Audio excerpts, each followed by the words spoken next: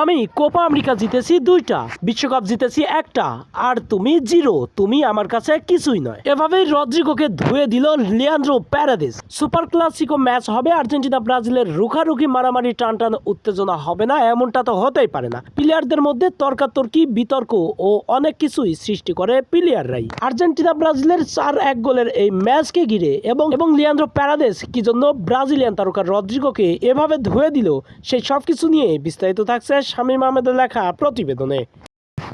কাল সকালে যখন আর্জেন্টিনা ব্রাজিল মুখোমুখি লড়াই করেন, সেই শুরুতেই আর্জেন্টিনা 1 গোলে এগিয়ে যাওয়াতে স্পাইডারম্যান দাপট দেখালো ফুটবল বিশ্বকে, এবং এর পরে এনজো ফার্নান্দেজ করেন গোল। এতে করে জোড়া গোলে এগিয়ে দেন মাত্র 12তম মিনিটে। কুটি রমেরোর ইচ্ছে করে গোল হজমে সমতায় ফেরার কাছাকাছি চলে আসে ব্রাজিলিয়ানরা, কিন্তু শেষ পর্যন্ত 4-1 গোলের ব্যবধানে মার ছেড়েছেন আলবিসেলেস্তারা জয় নিয়ে, এবং কান্না করে মার ছেড়েছেন ব্রাজিলিয়ানরা। কিন্তু এর মধ্যে অনেক কীর্তি ঘটে গেছেন ব্রাজিলিয়ান ও আর্জেন্টিনা তারকাদের মধ্যে। রিশারিশি, টানটান উত্তেজনা ও অনেক কিছুই বিরাজ করেছেন এই ম্যাচটি যখন 4-1 গোলের ব্যবধান, সেই সময় লিসান্দ্রো প্যারাদেস মারাত্মক এক বাজে ট্যাকেল করেন রদ্রিগোকে। এমনিতেই অনেক গোল খাওয়ার পরে প্রত্যেকটা প্লেয়ারেরই মাথা একটু গরম হয়ে থাকে। এরপরে বাজে ট্যাকেলের কারণে লিয়ান্দ্রো প্যারাদেসকে বলে, তুমি খেলতে পারো না, শুধু বাজে ট্যাকেল করতে পারো। এর জবাবে লিয়ান্দ্রো প্যারাদেস যা বললেন সেটা শুনে রদ্রিগো সহ পুরো ব্রাজিলিয়ানরা থমকে গেছে, এবং মাঠের মধ্যেই প্যারাদেস ধুয়ে দিয়েছে ব্রাজিলিয়ান তারকা রদ্রিগোকে। প্যারাদেস বলেন, আমি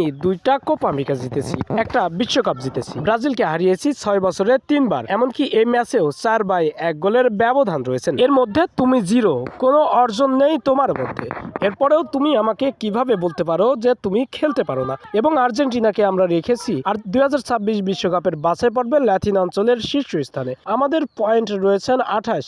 এই ম্যাচ জিতলে অনেক বড় ব্যবধানে এগিয়ে থাকবো আমরা।